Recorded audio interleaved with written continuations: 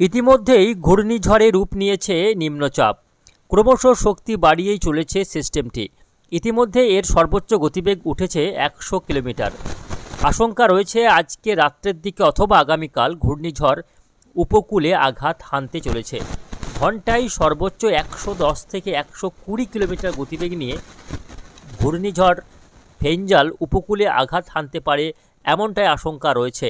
ফলে উপকূলবর্তী এলাকাগুলিতে প্রচণ্ড ক্ষয়ক্ষতির আশঙ্কা থাকছে এবং এর প্রভাবে আগামী 48 ঘন্টা ঝড় বৃষ্টির সম্ভাবনা রয়েছে। টানা বৃষ্টি হতে পারে, একাধিক জেলায় ভারী বৃষ্টির আশঙ্কাও থাকছে।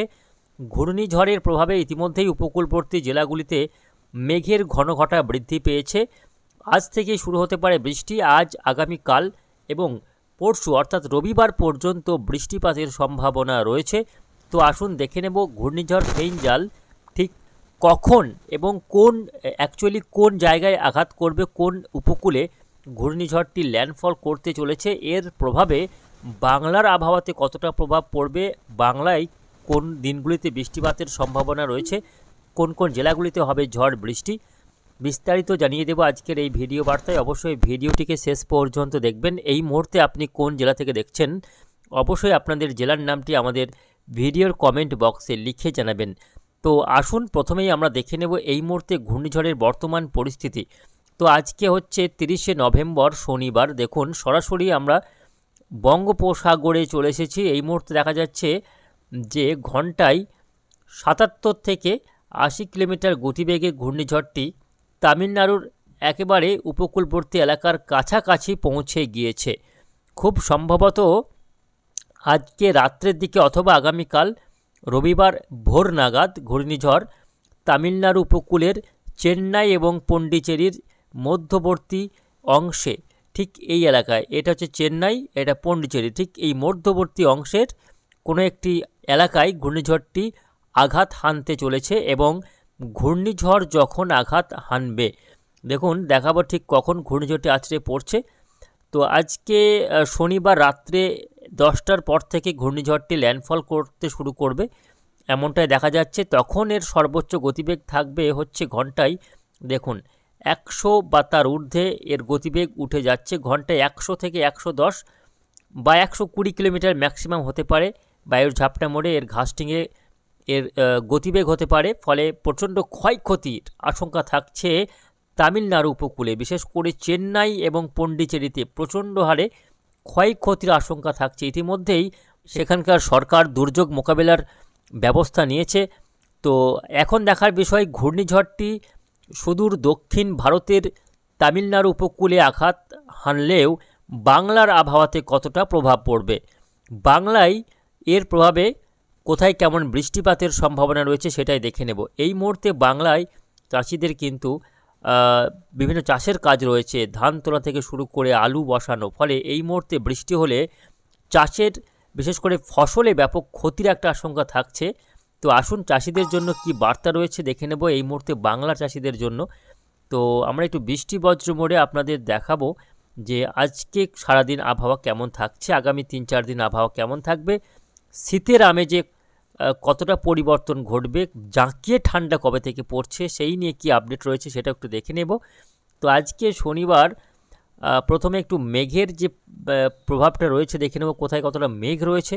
তো আজকে কিন্তু সকাল থেকে মেঘলা আকাশ রয়েছে উপকূলবর্তী জেলাগুলিতে, উড়িষ্যা থেকে শুরু করে অন্ধ্রপ্রদেশ, এদিকে পশ্চিমবঙ্গ, বাংলাদেশের উপকূলবর্তী জেলাগুলিতে ঘূর্ণিঝড়ের প্রভাবে ভালো রকম মেঘ প্রবেশ করেছে। উপকূলবর্তী জেলাগুলিতে মেঘলা আকাশ দেখা যাচ্ছে।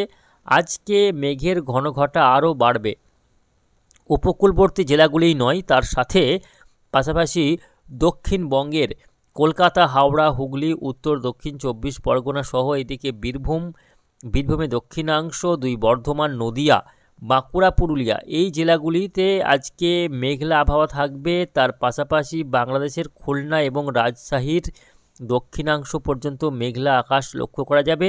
এদিকে বরিশাল, চট্টগ্রাম বিভাগেও তো মেঘলা আকাশ থাকছে, আজকে দিনভর মেঘলা আকাশ দেখা যাবে। তবে উত্তরবঙ্গের জেলাগুলিতে আকাশ কার্যত দেখুন পরিষ্কারই থাকবে। শুধুমাত্র যেটা দেখা যাচ্ছে যে দক্ষিণবঙ্গের এই অংশে শুধুমাত্র মেঘলা আকাশ থাকবে। তবে উত্তরের জেলাগুলিতে আকাশ কার্যত পরিষ্কার থাকার সম্ভাবনা রয়েছে। বঙ্গোপসাগর থেকে মেঘ ঢুকছে এবং এই মুহূর্তে কি হচ্ছে না, উত্তর পশ্চিম ভারত থেকে শুকনো ঠান্ডা হাওয়াটা নামছে। এইভাবে বঙ্গোপসাগর থেকে এইভাবে কিছু আর্দ্রতাপূর্ণ বাতাস ঢুকছে, যার ফলে এই বেলটাতে একটা দুই বিপরীত চরিত্রের বাতাসের মুখোমুখি সংঘর্ষের কারণে এখানে মেঘের সঞ্চার হচ্ছে, বৃষ্টিপাতেরও সম্ভাবনা রয়েছে। আমরা একটু বৃষ্টিবজ্র মোডে দেখাবো আজকে শনিবার কোথায় কেমন বৃষ্টিপাতের সম্ভাবনা রয়েছে। তো শুধু দর্শক, এই মুহূর্তে দেখা যাচ্ছে যে ঘূর্ণিঝড়ের প্রভাবে তামিলনাড়ু উপকূলে বৃষ্টি তো শুরু হয়েছেই, তার পাশাপাশি অন্ধ্রপ্রদেশ উপকূলবর্তী জেলাগুলিতেও বৃষ্টি শুরু হয়েছে। পাশাপাশি পশ্চিমবঙ্গ এবং বাংলাদেশ পর্যন্ত এর প্রভাব দেখা যাচ্ছে। আজকে শনিবার কার্যত দেখা যাচ্ছে কলকাতা সহ আশপাশের এলাকাতে বৃষ্টি রয়েছে, খড়গপুরে বৃষ্টি রয়েছে, উত্তর দক্ষিণ 24 পরগনার বিভিন্ন এলাকাতে বৃষ্টি রয়েছে। আজকে দিনভর বিক্ষিপ্তভাবে বৃষ্টি হতে পারে। দেখুন, ঝাড়গ্রাম, গোয়ালতোড়, চন্দ্রকোনা, খড়গপুর, বালিচক, কোলাঘাট, উলবেড়িয়া, কলকাতা, খড়দহ, তমলুক, এদিকে বারুইপুর, জয়নগর, এই অংশগুলিতে আজকে বৃষ্টি সকাল থেকেই হতে পারে এমনই দেখা যাচ্ছে আজকে শনিবার। এর পাশাপাশি উত্তর 24 পরগনার বিভিন্ন এলাকা, বারুইপুর, জয়নগর, গোসাবা, নামখানা, ফ্রেজারগঞ্জ, হলদিবাড়ি, এই দিকে বাংলাদেশের ক্ষেত্রে আজকে বৃষ্টি রয়েছে খুলনা বিভাগের বিভিন্ন এলাকা, খুলনা, যশোর, লোহাগড়া, সাতক্ষীরা, ফিরোজপুর, বরিশাল, মতিরহাট, মঠবাড়িয়া, শ্যামনগর, কলাপাড়া, লালমোহন, হাতিয়া, অর্থাৎ খুলনা সহ বরিশালের বিভিন্ন এলাকাতে আজকে বৃষ্টি হতে চলেছে। এই ঘূর্ণিঝড়ের একটা প্রভাব রয়েছে। এর পাশাপাশি আজকে উপকূলবর্তী দীঘা কাঁথিতেও বৃষ্টি হওয়ার সম্ভাবনা রয়েছে। আগামীকাল রবিবার সেক্ষেত্রে বৃষ্টি কিছুটা বাড়তে পারে। আগামীকাল কলকাতা সহ আশপাশের এলাকাতেও কিছুটা বৃষ্টি বাড়ার সম্ভাবনা রয়েছে।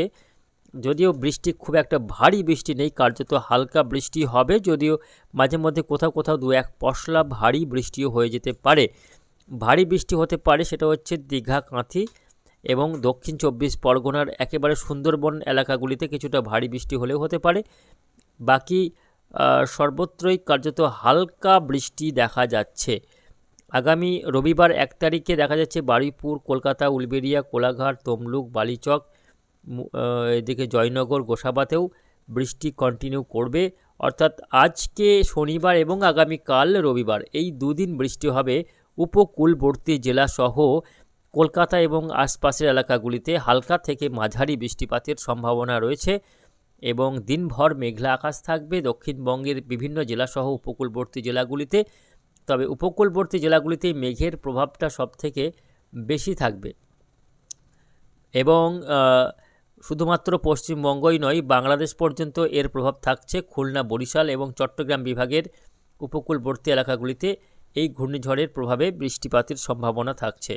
তবে সোমবার থেকে সোমবারেও দেখা যাচ্ছে বৃষ্টি কোথাও কোথাও ছিটে ফোটা বৃষ্টি হতে পারে। কলকাতা সহ দেখুন সোমবার দিন দেখা যাচ্ছে বৃষ্টি হতে পারে।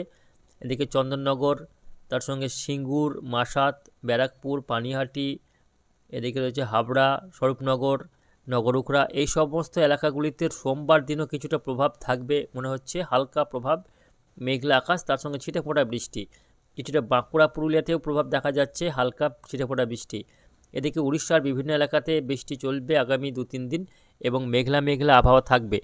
তো শুধু দর্শক, ঘূর্ণিঝড় ফেঞ্জালের বেশ খানিকটা পরোক্ষ প্রভাব পড়তে চলেছে উড়িষ্যা এবং পশ্চিমবঙ্গ ও বাংলাদেশের বিশেষ করে উপকূলবর্তী জেলাগুলিতে। তবে বাকি জেলাগুলি যেমন বীরভূম, মুর্শিদাবাদ, 2 বর্ধমান, তার সঙ্গে উত্তরবঙ্গের মালদা, দিনাজপুর, দক্ষিণের বিশেষ করে পশ্চিমের বাঁকুড়া, পুরুলিয়া, এই জেলাগুলিতে ঘূর্ণিঝড়ের প্রভাব এক প্রকার পড়বে না বললেই চলে। অর্থাৎ বৃষ্টির তেমন কোনো সম্ভাবনা কিন্তু দেখা যাচ্ছে না। শুধুমাত্র উপকূলবর্তী জেলাগুলিতেই বৃষ্টিটা হবে এবং বৃষ্টির মাত্রা খুবই যৎসামান্যই থাকবে। কোথাও কোথাও একটু মাঝারি পরিমাণে হয়ে যেতে পারে 2-1 পশলা, এরকমই একটা সম্ভাবনা রয়েছে। আর ঘূর্ণিঝড় ফেঞ্জাল যেটা এই মুহূর্তে দেখা যাচ্ছে যে তামিলনাড়ু উপকূলে আঘাত হানবে, সেটা কিন্তু পরবর্তী সময়ে কেরালা পেরিয়ে আরব সাগরে পতিত হবে, আরব সাগরে প্রবেশ করবে এবং তারপর সেটা কিন্তু আবারও আরব সাগরে গিয়ে শক্তি সঞ্চয় করে সেটা নিম্নচাপে রূপান্তরিত হতে পারে। এর ফলে আগামী 3-4 দিন তামিলনাড়ু উপকূল, এদিকে কেরালার উপকূল, কেরালা, তামিলনাড়ুতে ঝড় বৃষ্টিপাতের সম্ভাবনা থাকছে এই অংশে। তো তো এই রয়েছে মোটামুটি ঘূর্ণিঝড়ের একটা আপডেট। বাংলাতে তেমন কোনো প্রভাব পড়বে না বললেই চলে, যাই পড়ছে এটা খুবই যৎসামান্য, ফলে দুর্যোগের কোনো আশঙ্কা নেই এবং চাষিদের জন্য বিশেষ কোনো সতর্ক বার্তাও নেই। যা হবে উপকূলবর্তী জেলাগুলিতে হালকা ছিটেফোঁটা বৃষ্টিপাতের সম্ভাবনা থাকছে। তো প্রিয় দর্শক, এই রয়েছে ঘূর্ণিঝড়ের আপডেট। এখন প্রশ্ন হচ্ছে বাংলায় কবে জাঁকিয়ে ঠান্ডা পড়বে।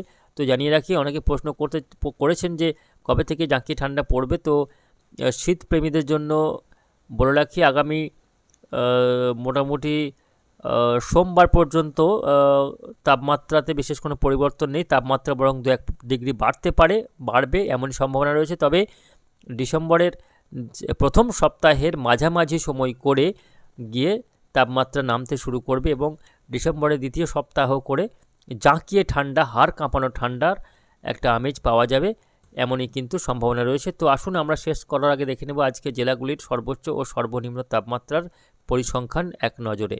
আজকে আসানসোলে সর্বোচ্চ তাপমাত্রা রেকর্ড হয়েছে 27.7 ডিগ্রি এবং সর্বনিম্ন 15.6 ডিগ্রি সেলসিয়াস।